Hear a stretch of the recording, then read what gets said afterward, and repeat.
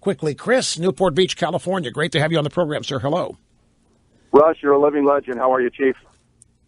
Thank you, sir. Very much. I'm doing well. Listened to you since '85, first time calling in, and I can't believe I don't have a political question, but let's talk a little rock and roll. Elton John at your wedding, and you kind of act like it's no big deal. Are you kidding? What do you mean I act like it's no big deal? Well, I don't hear you talk. Let me ask you, who came up with the set list? Did you come up with the set list, or did Elton? No, we worked with him on it. Catherine and I, he gave us an hour. And whatever number of songs we could squeeze into 55 minutes or an hour. There were certain things he couldn't do. He needed an orchestra. I wanted Circle of Life, but he couldn't. He needed an orchestra. He just needed solo piano. So how about Mona Lisa and Mad Hatter is one of my favorites. Oh yeah, I mean, he was. In fact, I tell you, Elton was fabulous. He was great, and he was shocked.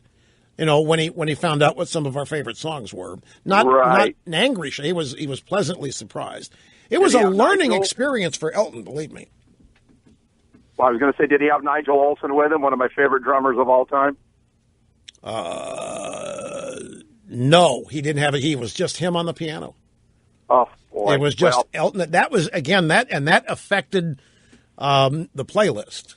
But again, the playlist, we got 90% of what we wanted, maybe 100% of it. Like I would have, as I say, I would have loved to have Circle of Life, but that was Lion King or Disney, and he needed an orchestra for that to work. But no, we picked it. And I'll tell you this, since you seem to be desiring information, he talked to the audience, he talked to us between every tune, and he explained why he was singing this next song. He told our guests that Rush particularly likes this, requested it. Catherine, this was one of her favorites, and so forth.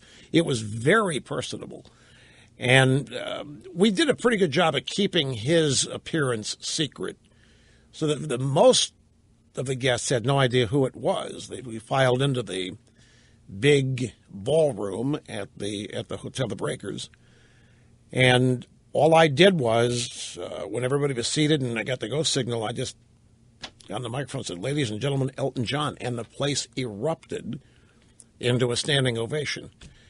And he didn't know what he was going to get. I mean, let's face it, there are so many cliches about conservatives and liberals and so forth. He loved it. He just had a bang-up great time, and we did with him.